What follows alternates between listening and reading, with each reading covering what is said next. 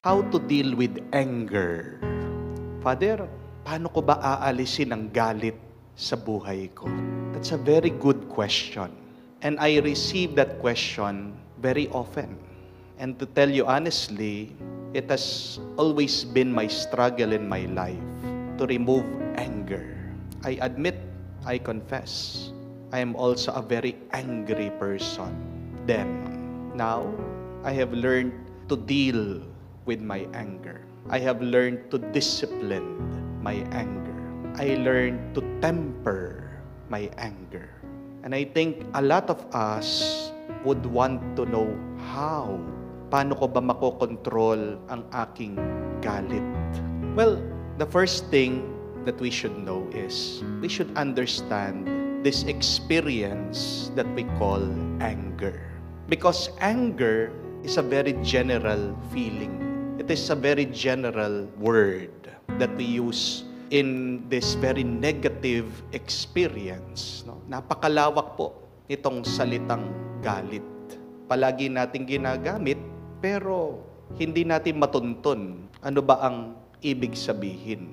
Pag naintindihan na natin kung ano itong galit, maaaring maiintindihan natin ang ating sarili at malalaman natin paano natin dadalhin, bubuhatin, at haharapin itong karanasan na napakapangit, napakasakit, napakabigat, at ayaw naman nating nararamdaman at nararanasan. The first thing that you should know, my dear friends, is this experience of anger has 3 phases. Merong itong 3 yugto, 3 kabanata. The first phase of anger is what we call irritation, init. But the second phase of anger is what we call rage. Dito pa lang talaga yung galit, pagwawala. And the third phase of anger is what we call resentment, sakit ng loob. Ito po yung tandaan nyo, na hindi natin maaalis ang pagkairita natin sa mga bagay-bagay. There will always be a certain thing or someone that would trigger us. Meron at meron tao, bagay, karanasan na talagang di natin maiiwasan. Nag-iinit tayo, naiirita tayo, na parang pumapasok sa isip natin, sa puso natin. Sinasaktan tayo, pinoprovoke tayo, tinutulak tayo para uminit ang ating ulo at damdamin. Minsan maliit lang na bagay.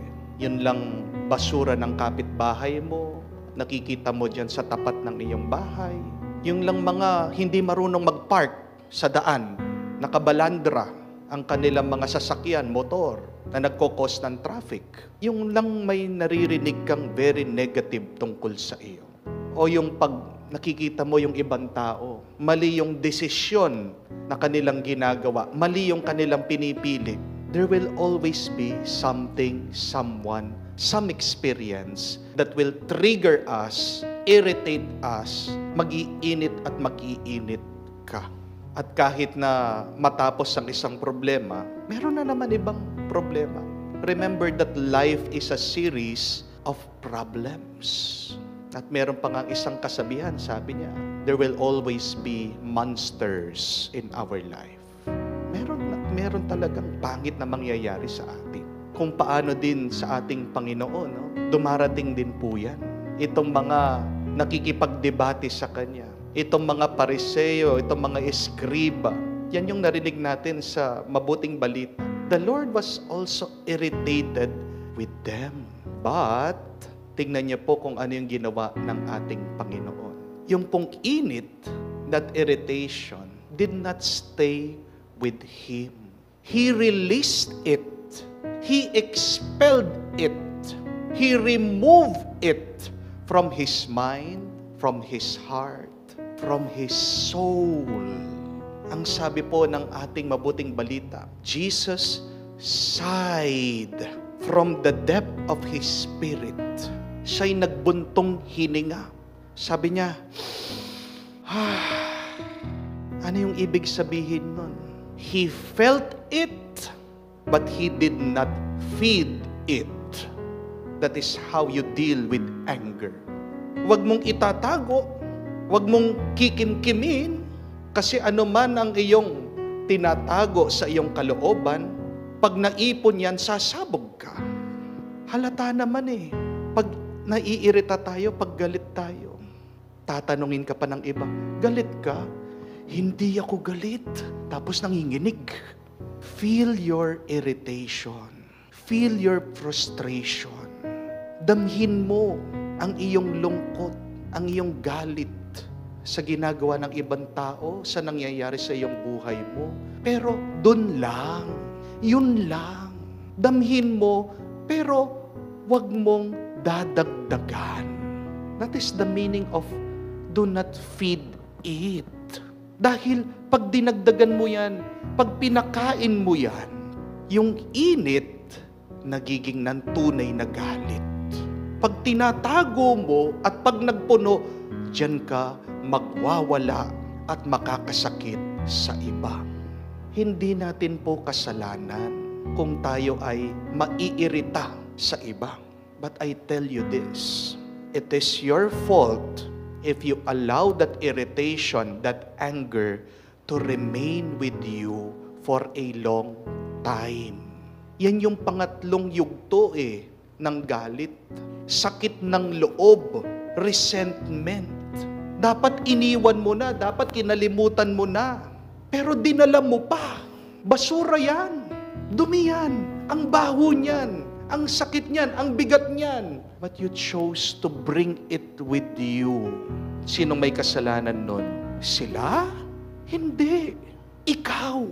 Ikaw ang may kasalanan nun because you have chosen to bring it. Pinili mo, nadalhin mo, itago mo dyan sa puso mo. Sundan natin yung halimbawa ng Diyos. Naramdaman niya, pero tinapon din niya. We could also do that. When we get frustrated and irritated, let us make a big sigh from the depths of our spirit. Magbuntong hininga ka. Higutin mo yan. Ilabas mo yan. At pabayaan mo yan. That is a negative spirit that is trying to destroy your mind, your heart, and your goodness. Tingnan niyo po ang ating Panginoon. Pagkatapos siyang nilabas, abay, sumakay daw ng bangka, pumunta dun sa kabila. Opposite them. Kasi alam niya, walang mabuting mangyayari o wala siyang mabuting magagawa kung mananatili siya dun. Nagagalit, may puot, at may sakit ng loob. Isa nga pong advice ng mga psychologists ay, when you get angry or irritated, give yourself some time to be angry, to vent it out. Give a very specific time. Gaano katagal yung gusto mong manatiling galit? Time yourself. Orasan mo sarili mo. At pagkatapos ng oras na yon, sabihin mo, time's up, tapos na, move on. Yan yung problema na napakarami sa atin Bakit nahihilo sila? Bakit naha-high blood sila? Bakit sumasakit ang puso nila? Because they have not given time, limit to their anger. Sabi nila, getting angry with somebody is like allowing that person to live in your mind and heart rent-free. Pinapatira mo yung taong yon sa iyong isip at puso na walang bayad. Kaya nga, kung masamang loob mo dun sa isang tao at pinapatira mo siya dyan sa isip mo at puso mo, ang bait mo, kasi hindi naman siya kailangan nandoon pinapatira mo. Pinapagamit mo yung isip mo at yung puso mo. But kidding aside, hindi po yun kabaitan Ang tawag po doon, kamangmangan. Pardon for the term, katangahan. Dahil ginagawa mong biktima ang iyong sarili, nagpapaabuso ka dyan sa iyong negative feeling. Bakit pinapabayaan mo ang iyong sarili na makontrol ang iyong buhay dyan sa iyong mga negative thoughts? Ayaw ba natin maging masaya? Gusto natin. Pero tayo ay nagiging biktima nitong masamang karanasan, masamang nararamdaman. We can choose to live this very bad feelings. But in order to be free, we also need the grace of God. Kaya nga, kahit na anong effort mo, anong lakas mo, kahit na gustong-gusto mo nang lumaya, manghihina ka pa rin dahil limitado ang ating lakas. Diyan pumapasok ang banal na Espiritu para pagkalooban tayo ng katalinuhan, ng karunungan, at ng lakas na piliin, damhin, pero ilabas, iwanan itong galit at puot.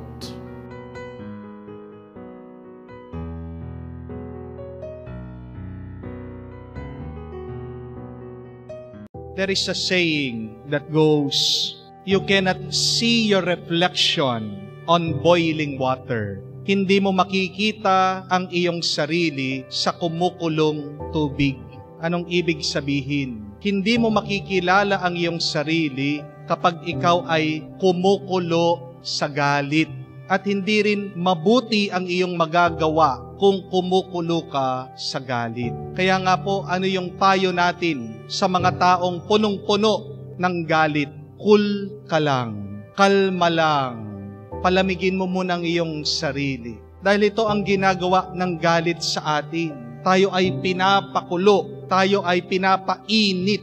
At tandaan natin, pag ikaw ay kumukulo at sobrang init, mapapaso ka, masasaktan ka, makakapaso ka ng iba, makakasakit ka ng iba. Kaya ang tanong, ano ang magandang gawin pag kumukulo ka sa galit? Dahil ang ating Panginoon, sinasabi din niya sa atin sa Ebanghelyo, pag ikaw ay nagagalit sa iba, nagkakasala ka din. Ang pagkakasala ay hindi lang yung nakakapatay ka. Pero pag ikaw ay nagagalit at nailalabas mo itong galit na ito sa iyong salita, sa iyong gawa, may pananagutan ka din sa ibang tao at sa Diyos. Bago man tayo makasakit, bago man tayo makapaso ng iba dahil sa ating galit, tatlong bagay po ang pinapaalala sa atin ng Panginoon. Una, bigyan natin ng panahon, lumamig ang ating sarili. Give yourself time to cool off. Wag na wag kang magsasalita na puno ng galit. Wag kang gagalaw pag ikaw ay mainit ang iyong ulo. Dahil pag kumukulo yung tubig, hawakan mo yan, anong iyong mararamdaman? Mapapaso ka, masasaktan ka. Kung ayaw mong masaktan, kung ayaw mong mapaso, kung ayaw mong makasakit sa iba, pabayaan mo munang pumupa. Pabayaan mo munang lumamig ang sarili mo. Yun po yung una. We have to give ourselves time to cool off. Lalamig din yan kung papabayaan mo. Pero pangalawa, tandaan din natin, para lumamig, kailangan hipan mo. Amen? Ang mainit na sabaw, makakapaso ng dila, pero pag hinihipan mo, ito ay lalamig at makakain mo. Magiging masustansya sa iyo. At yan din ang paalaala sa atin. Pag sobra tayo sa galit at init ng ulo, kailangan hipan mo. Paano natin hihipan ang init ng ating ulo, ang kumukulo nating galit? Simple lang, huminga ka. Huminga ka ng malalim at ilabas mo ang iyong galit. Tandaan natin, ang Banal na Espiritu ay hangin. Tayo ay hiningahan ng Diyos na kanyang hangin, ng kanyang hininga, ng kanyang Espiritu. At nung muling nabuhay ang ating Panginoon, di ba, ganyan din ang ginawa ni Jesus, hiningahan itong kanyang mga alagad at disipulo. At sinabi niya sa kanila, kapayapaan sa inyo. Hindi tayo magkakaroon ng kapayapaan kung wala ang presensya ng Diyos. Walang kapayapaan kung wala ang Espiritu ng Diyos. Gusto mong lumamig ang iyong ulo, gusto mong mawala ang kumukulo mong galit, hipan mo ng Banal na Espiritu. Pangatlo at kahuli-hulian, para hindi na kumulo, para mawala ang init, kailangan mong alisin sa apoy ang tubig. At yan ang pinapaalala sa atin ng ating Panginoon. Kung alam mo, merong galit sa iyo ang iyong kapatid, makipagkasundo ka. Ibig niyang sabihin, patayin nyo na yung apoy ng inyong away, apoy ng iyong hidwaan. Kasi pag nananatili ang inyong away, ang iyong hidwaan, Ito nagsisilbing apoy. Kaya nga, patuloy na umiinit ang iyong ulo. Patuloy na kumukulo ang iyong galit. We have to remove what triggers our anger. At hindi mawawala ang iyong galit kung hindi ka makikipagkasundo. Alam ko po mahirap, pero posible sa tulong at grasya ng Diyos. Ito yung tandaan natin. Pag ikaw ay galit, nababawasan ang pagkakataon sa iyo na magmahal. When you are filled with anger, you lessen your opportunity to love. It is so difficult to love with anger. Mahirap magmahal na galit. At tayo ay ginawa ng Diyos sa pagmamahal. Hindi tayo ginawa ng Diyos sa galit. Kaya magdasal tayo, tulungan tayo ng Diyos. Palamigin ang galit, makipagkasundo para tayo po ay mabuhay sa tuwa at kapayapaan. Halimbawa po, isang araw, ikaw ay naglalakad. At sa iyong paglalakad, hindi mo napansin, merong bato sa daan. Ito ay tinamaan mo. Nasugat ka, nasaktan ka, at medyo merong konting pilay sa iyong paa. Ang tanong, magagalit ka ba dun sa bato na tinamaan mo? Mumurahin mo ba yung batong yun? Susumpain mo ba yung bato na tinamaan mo? Ano po sagot niyo?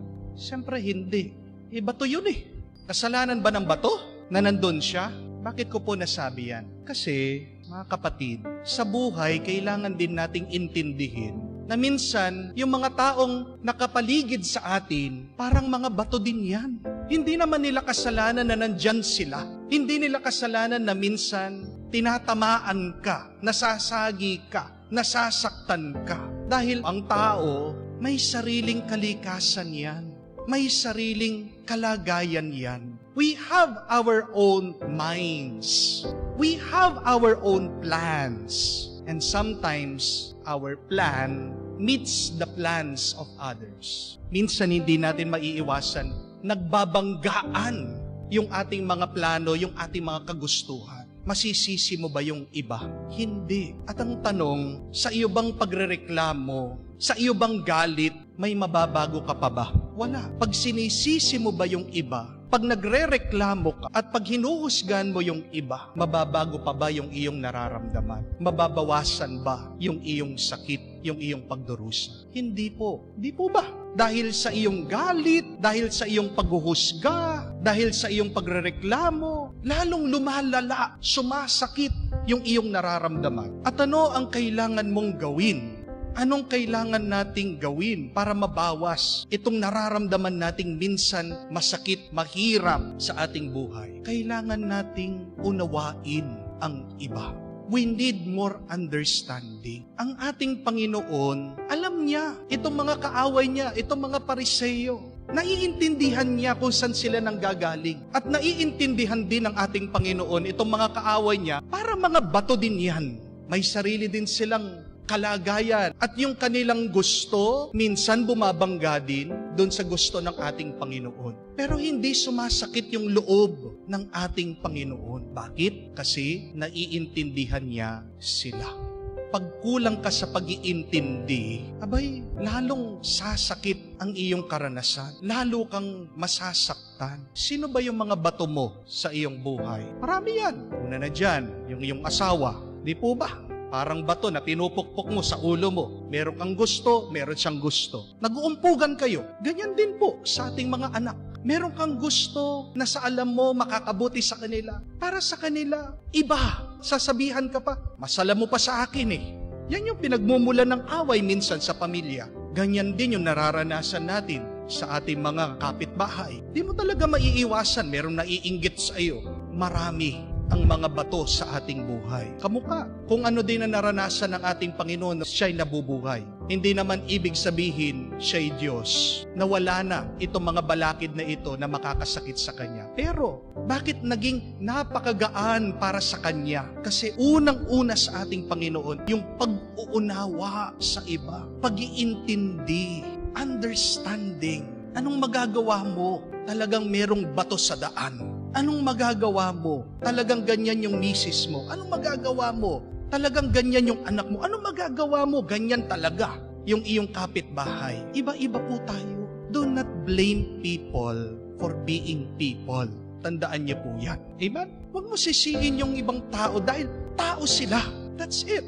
People are people. Tao, iba-iba tayo, intindihin mo yun. Kung hindi mo maintindihan yan, abay, ginagawa mong mahirap ang iyong buhay. Ito din po yung isipin niyo. Ang buhay, parang boxing, di po ba? Tayong lahat, nakapaloob tayo sa isang boxing match. Hindi matatapos yan habang buhay ka. Meron at meron kang kalaban. We always have an opponent in front of us. E anong gagawin mo? 3 bagay lang. Una, depensahan mo ang sarili mo. Amen? Pangalawa, kung hindi mo kayang depensa ng sarili mo, tumakas ka, umiwas ka. Amen? Pero meron pa rin pangatlo, lumaban ka. Huwag ka lang magpapabugbog. Umiiwas ka, hindi mo maiwasan.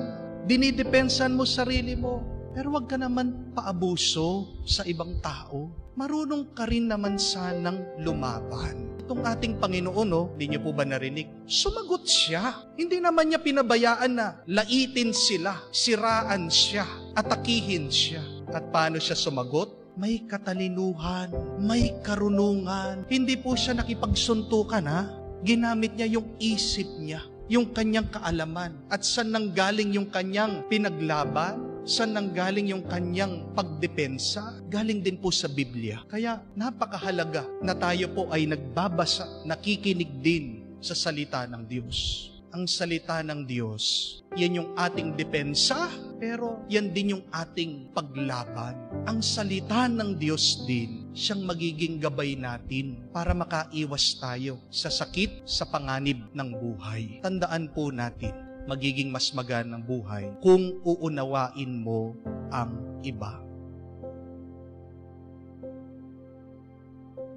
Bakit kailangan iwasan ang mga taong galit?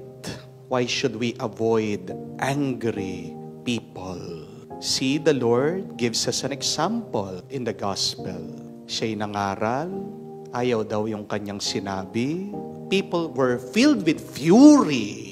Ang mga taong ito, kababayan niya, mga taong ito, kamag-anak niya, mga taong ito, kakilala niya. At anong ginawa sa kanya? Nilabas daw siya sa sinagoga, tinutulak siya, pinapatay siya, inihuhulog siya sa bangin.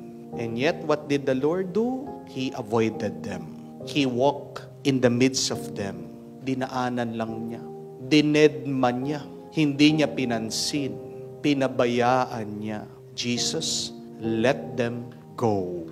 Why should we let go of angry people in our lives? Bakit kailangan mo din iwasan muna, dedmahin ang mga taong gagalitin o puno ng galit sa kanilang puso? 2 reasons. Because one, remember, an angry person is a foolish person. Or in other words, a person with anger issues is a stupid person.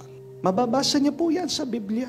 In Proverbs, it says, a fool reveals his anger, but a wise man conceals his dishonor. Tanga ka. Kung binubuksan mo ang iyong bibig, lumalabas puro galit. Sira ang ulo mo pag pinapakita mo ang galit mo sa ibang tao.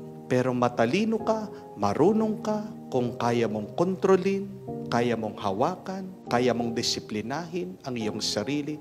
Pag naiinis ka na, pag nagagalit ka na, pag nanggigigil ka na. Choose. Are you a wise person? Or are you a stupid person? Sino ba sa atin dito ang gustong maging tanga? Wala. Sino ba sa atin dito ang gustong tratuhin na sira ang ulo, na hibang? Wala. At sabi pa ng Book of Ecclesiastes, do not be eager in your heart to be angry, for anger resides in the bosom of fools. Nasaan daw ang galit? Nasa mga hibang. Nasa mga walang tamang pag-iisip. At alam natin yan. Sa social media lang nga, pinagtatawanan natin yung mga taong galit na galit. Di po ba?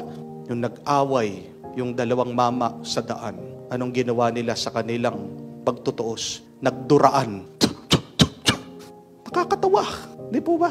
Wala sa tamang pag-iisip. Pag nagkaroon ng alitan sa gitna ng daan, ayun, lalabas na, nagmumura na, nagwawala na. Pinagtatawanan natin. Ano ang nagagawa ng isang taong wala sa tamang pag-iisip?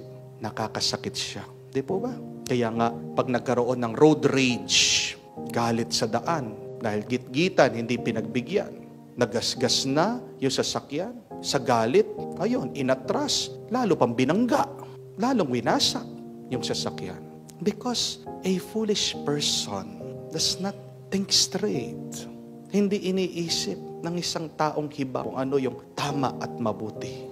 Kaya magandang gawin, tularan natin ang Panginoon. May kakilala ka, galit o ugali na, yung araw-araw na lang nagalit, iwas-iwasan mo yan. Baka mahahawa ka sa kanilang pag-iisip. Amen? Kamukha ng paparating na isang kabayo tumatakbo o isang kalabaw. Kahit nasabihin mo, ang cute ng kabayo, ang cute ng kalabaw, paparating, galit na galit, naglalaki ang butas ng ilong. Yayakapin mo ba? Hindi. Kasi naiintindihan mo, wala sa tamang pag-iisip. Hayaan mo muna na lumamig. Kung gusto mong kausapin, kung gusto mong magkaayos kayo ulit, kailangan palamigin muna yung galit. Dahil ang galit, apoy.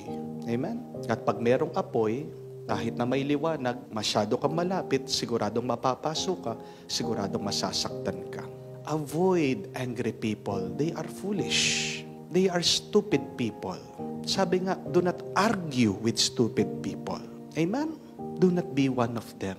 But secondly, avoid angry people because they infect you with their anger.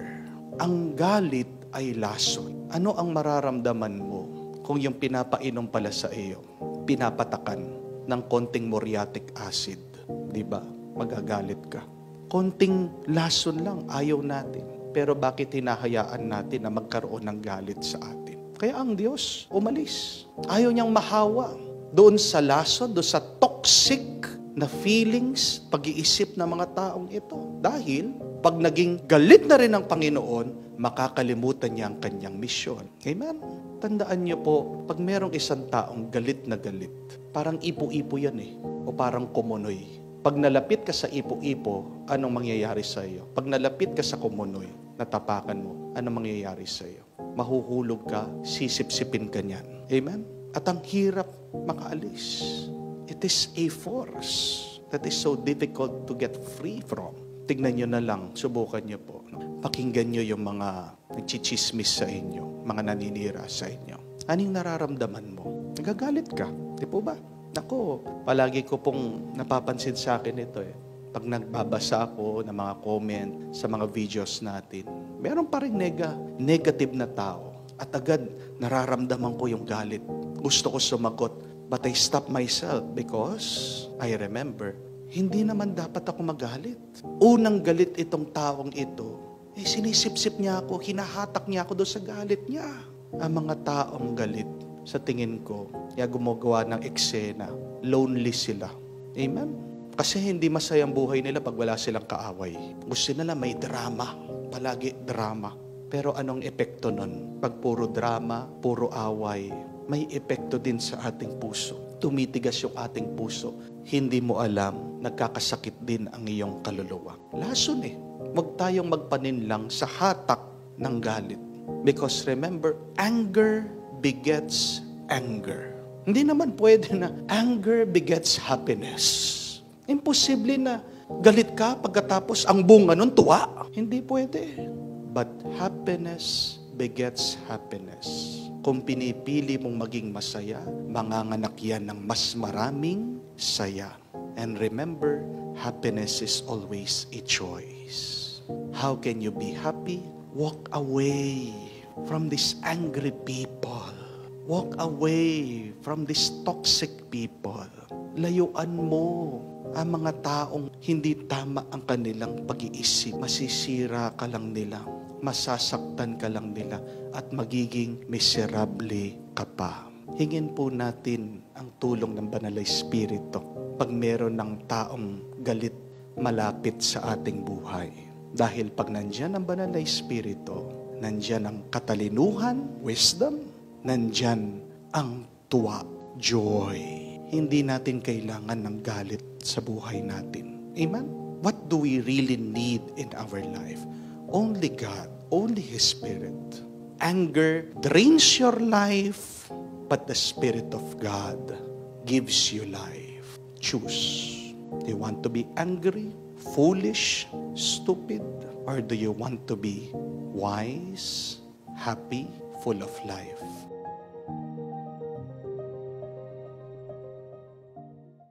Nung minsan daw po, merong isang kwento tungkol sa mga ahas. Merong mga ahas na kulay berde at meron din mga ahas na kulay dilaw. At yung mga ahas na kulay dilaw ay galit na galit sa mga ahas na kulay berde dahil lang sa kanilang kulay. Ayaw nilang nakakasama ang mga ahas na ito. Kaya naman, ang ginawa po ng mga ahas na kulay dilaw, noong gabi na sila'y pumunta sa baryo kung saan nakatira ang mga tao at tinuklaw daw nila yung mga tao habang sila ay natutulog. Para mapagkamalan yung mga ahas na kulay berde, sila po yung kumagat sa mga tao. At nung kinaumagahan, nagising ang mga tao, meron mga ibang taong nagkasakit, meron mga ibang taong namatay. Galit na galit sila. Tinugis nila yung mga ahas. Pero hindi alam na mga ahas na kulay dilaw ay kahit anong ahas na makita ng mga tao, tinutugis nila, dinadakip nila, at pinapatay nila. Bandang huli, lahat ng mga ahas ay pinatay. Hindi lang yung mga ahas na kulay berde, pero pati yung mga ahas na kulay dilaw. Ang aral ay ito, walang magandang naidudulot ang galit at pagkamuhi. Pag meron kang galit sa puso, ito ay manganganak ng mas maraming galit. Hatred begets hatred. Anger produces anger. Saan matatapos ang galit at pagkamuhi? Sa sakit at kamatayan. People who have anger and hatred in their life are already experiencing hell here on earth. If you have anger and hatred in your life, you are living a cursed life. Ang buhay mo ay isang sumpa pag ikaw ay nabubuhay sa galit at pagkamuhi. Kaya nga po sabi ng ating Panginoon, mapalad ang mga tao na ginagawa ang lahat para sa pagkakasundo ng mga ibang tao. People who promote peace are blessed people. Sino ang tunay na maswerte? Sila yung mga taong namumuhay na payapa. Sino ang mga taong malas? Sila yung mga taong may galit at pagkamuhi sa kanilang mga puso. If you want peace in your life, remove anger in your heart. Ano ba ang galit? Napakaganda po ng definisyon ng isang santo. Sabi niya, anger is a poison that you drink for the mistake of the other. How do we remove this poison in our hearts? We need to forgive. And what is forgiveness? Forgiveness is letting go of your anger.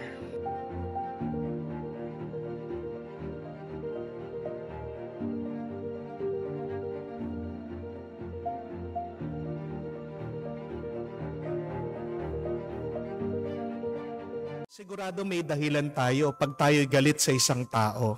Dahil ba kahit na nananahimik ka, sinasama ka sa chismis niya? Dahil ba pagod ka na nga, uutusan ka pa, lalo kang pinapagod? Dahil ba inaabuso yung kabaitan mo? Dahil ba pinagsisinungalingan ka at pinagtaksilang ka? Dahil ba napakayabang ng taong yan at minamaliit ka? Dahil ba napaka-selfish niya at hindi man kinukonsider minsan na nasasaktan ka na pala niya? O dahil ba siya na nga yung gumawa ng mali, binabaliktad, ikaw pang sinisisi? Meron tayong palaging dahilan para magalit sa iba. Amen? At minsan, valid naman, tama naman, na tayo'y magalit o mainis sa ibang tao.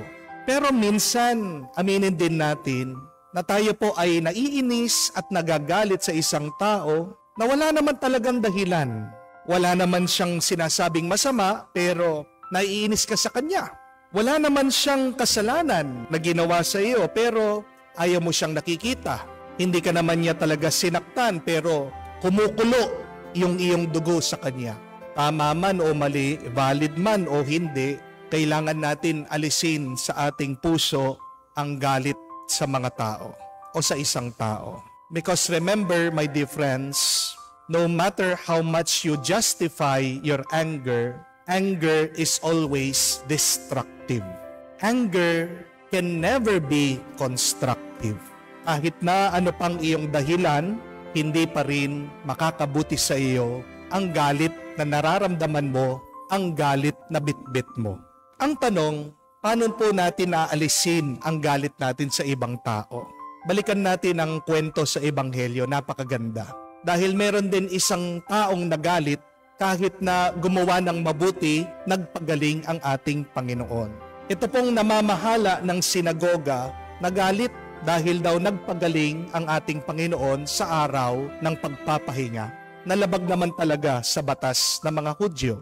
Pero anong ginawa ng ating Panginoon para maalis yung kanyang galit? Ano ang sinabi niya? Diba, kahit na araw ng pagpapahinga, inaalis nyo sa pagkatali yung inyong mga alaga para makainom sila.